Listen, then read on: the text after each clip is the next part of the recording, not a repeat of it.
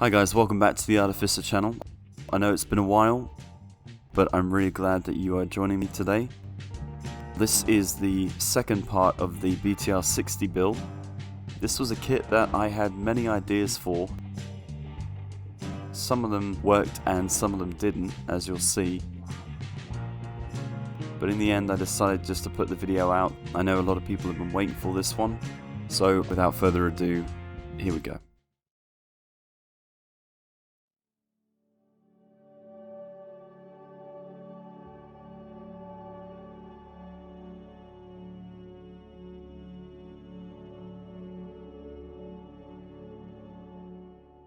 Now originally I wanted to do camouflage on this model, but I decided halfway through that I was just gonna abandon that idea.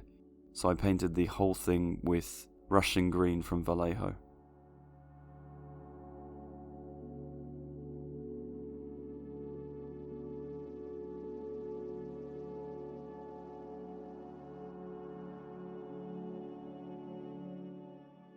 Now these are star decals in the background, which I wanted to use for this vehicle. And there's some really nice decals you can get hold of. But I did do a review on these, so if you want to see that, check out that video at the end or click the link in the corner here.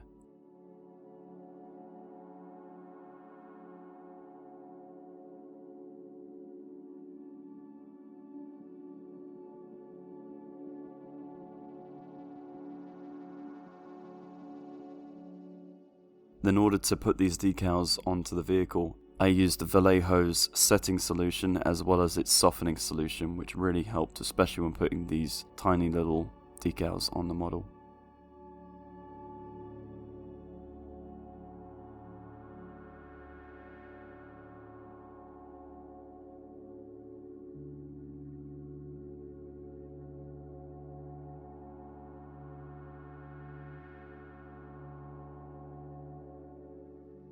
After a lot of fiddling around using these very useful MIG rubber-tipped brushes, I was happy with the result in the end.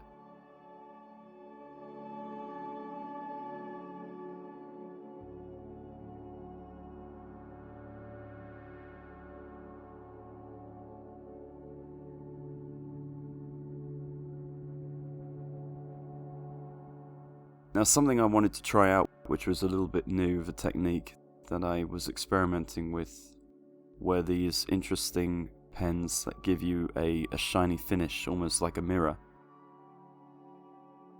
So using these mirror pens, I came up with this really nice way of imitating lights on a vehicle.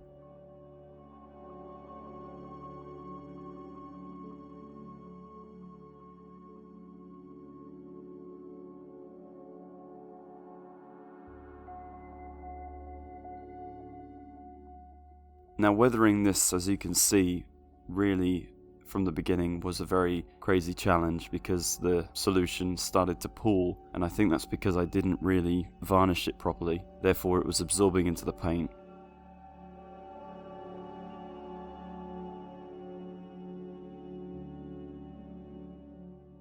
Nonetheless, I pushed through as hard as I could and tried to get a really nice, dirty, dingy, mucky, well-used look.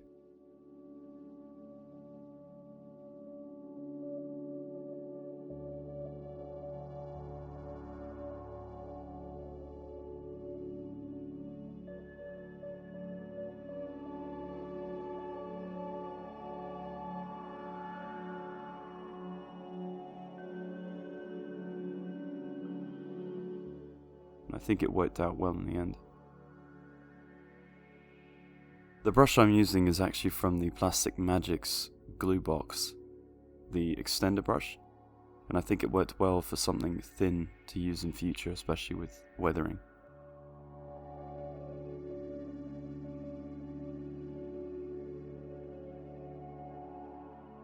Now this was the first time I decided to use my Tamiya weathering powder. This is the mud look and also the light sand.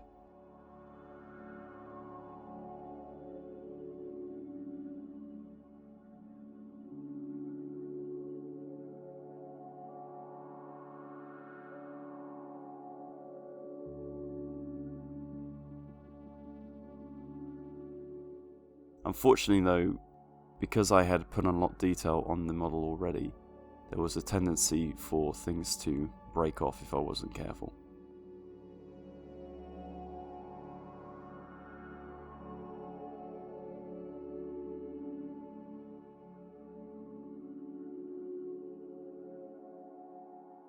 Now this was the addition of a window in the front of the vehicle.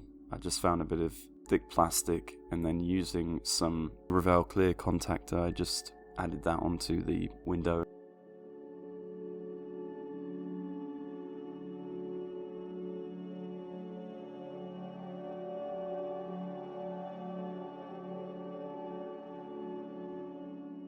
was very happy with the result of how this window turned out.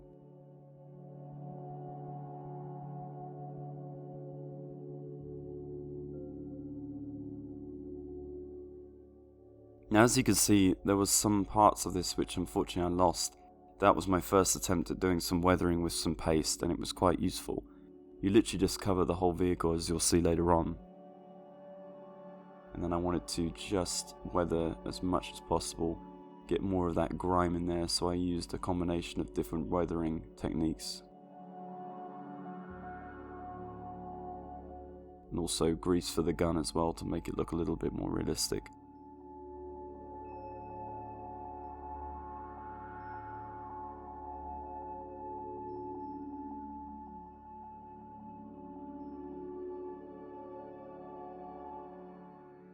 Now, I had unfortunately lost the hatch for this model as I was working on it, so I carefully pried open the other one I glued, carefully removed it so that I could cast another piece later.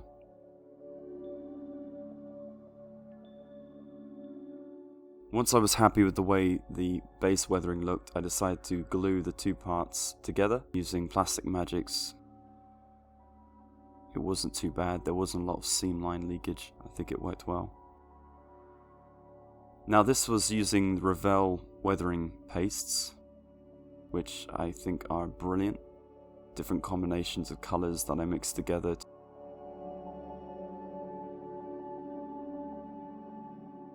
And then adding just little drops of water, mix the whole thing in, as you can see.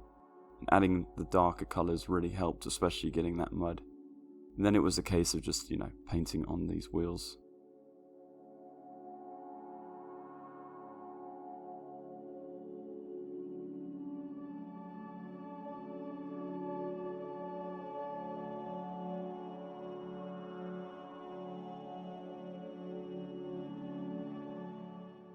And although it looks like a mess, don't worry, it actually looks more realistic. Turns out really nice.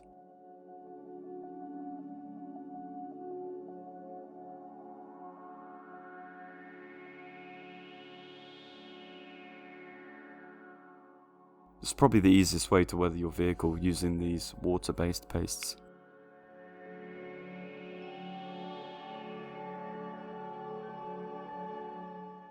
And there you go, look at that. You've got almost the appearance of weathered dust, and then it's just a case of using your paintbrush like this, just to kind of blend in all of that dust, blend in the areas, to try and make it look a little bit more uniform.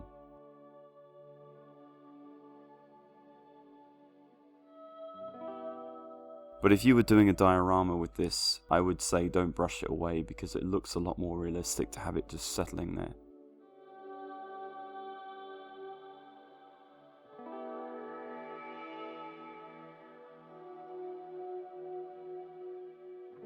Again, more of the same with the wheels.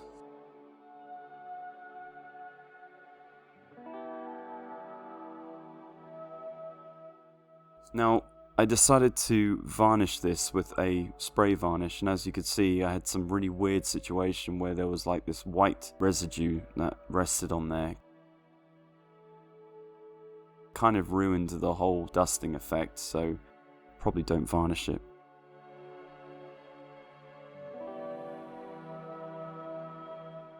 Now this was the AK weathering plaster, which is really good, but I do warn you because it contains white pigment.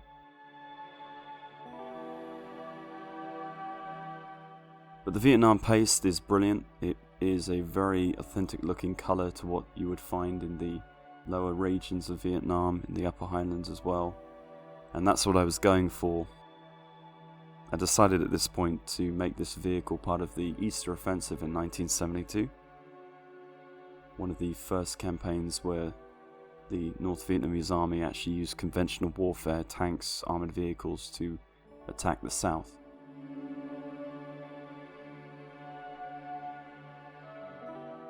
The consistency of this material is excellent.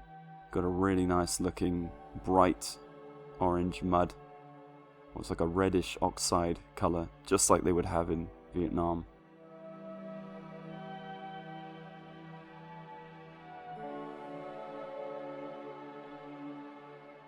And as you can see, it started off well with the mudding effect. So of course you could imagine I was very happy with the start of how it was going.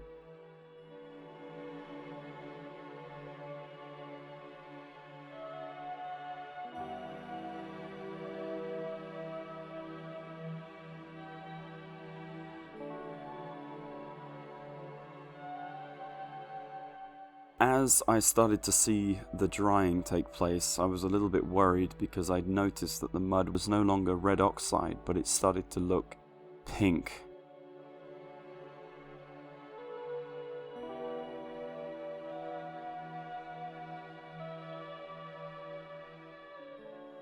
But I pushed on nonetheless and decided to just clean it up a little bit with, just a small amount of water, as you can see.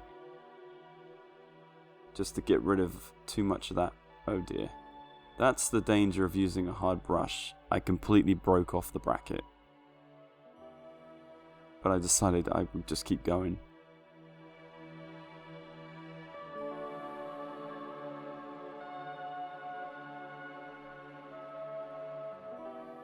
Remember that hatch that I took off earlier? Well, I actually made a new one using air drying clay. And this silicone, which is fantastic, especially if you want to make molds of pieces you don't want to lose or figures that you want to keep.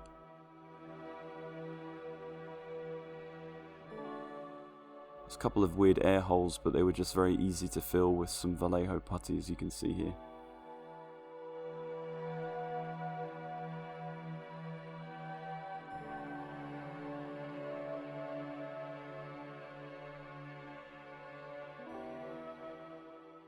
Now in hindsight, I'm just going to say it, I should have just bit the bullet and sprayed this with my airbrush.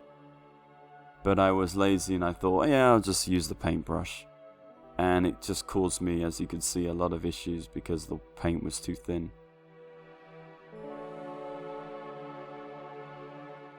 So that meant I had to sand it down constantly.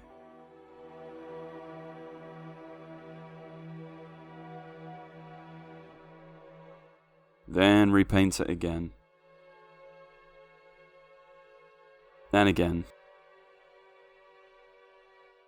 And again.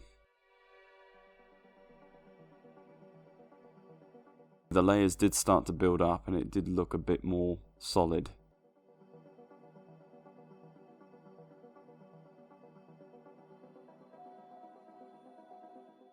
Now in the end, it did look good.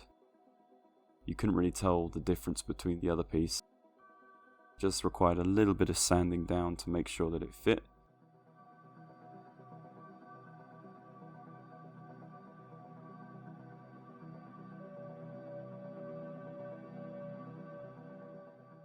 And then when I was happy with the fit, super glued that on.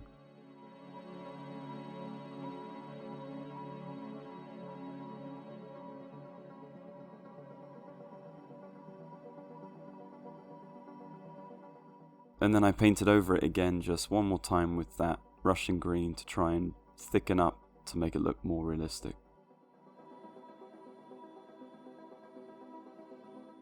Again, I should have just sprayed it.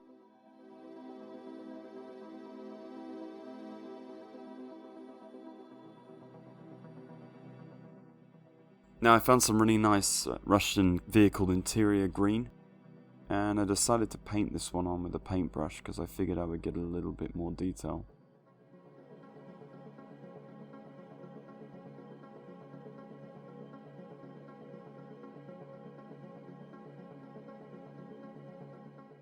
yeah, there was a bit of spillover, as you can see, but I did clear that up later on.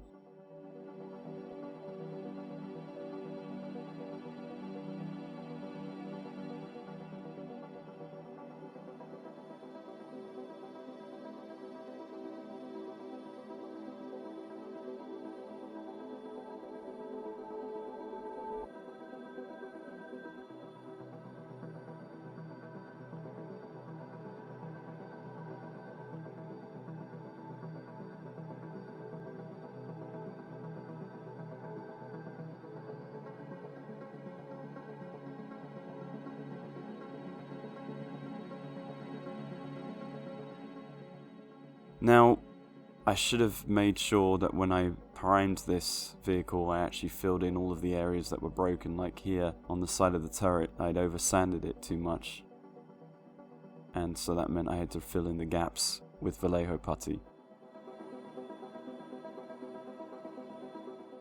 And then I decided to try and uniform the hatch to try and make it look a little bit more weathered. And then added some other weathering. Waited for the Vallejo to dry, and don't know why I didn't use a blade. And this was a bad idea because it basically spread all of that all over the place. It just looked really bad. I had to then paint over it. Oh gosh.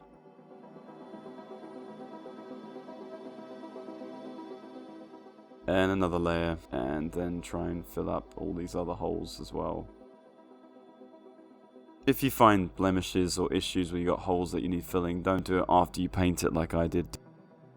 Go around the vehicle, make sure that you know the areas you want covered before you paint it, because this will give you so much hassle.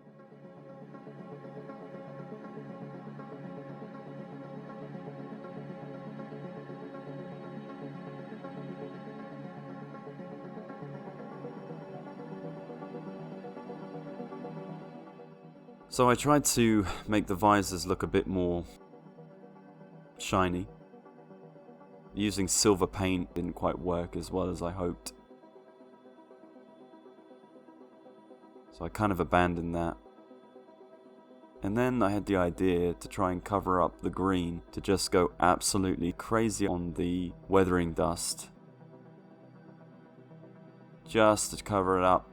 But as you can see, it just became an absolute mess.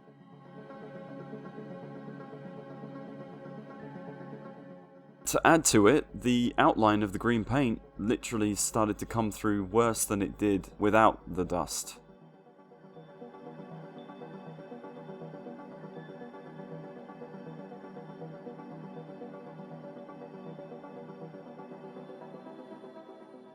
Oh gosh, yeah. It's obvious, like, you can still see the patches. I mean, at this point I'm thinking to myself, do I just abandon it? And again, because I didn't cover this up before I painted it, I had to then make it uniform. And I think I did a good job of trying to get the shape of the turret correct, but my goodness, why didn't I do it before I painted it? Because this next part is just painful.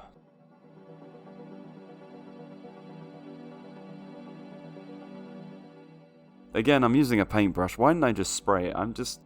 I was lazy. I mean, come on. You know, it's like, I don't know what I was thinking.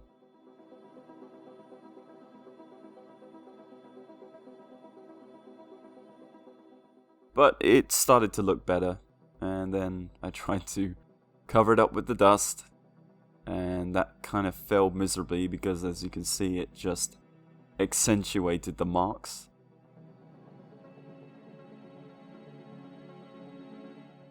So then I tried to cover it with weathering washes. It started to do some good.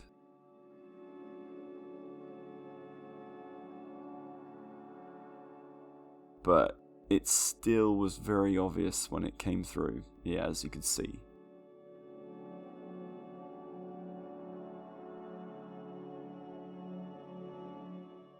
Alright, so then I just went crazy again. I think I was having too much fun with the weathering dust, if I'm honest. Okay. This was the biggest mistake that I made in this whole build. I'm thinking, oh, it's okay, it'll dry, and then I'll just do a couple of flicks to make it look like mud, you know? And it looked pretty good. I mean, I'd still use this technique.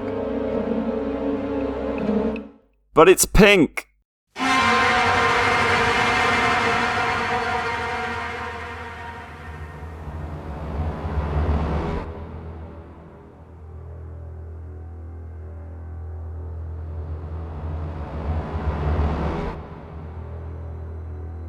Yeah. At this point, honestly, I wasn't even sure.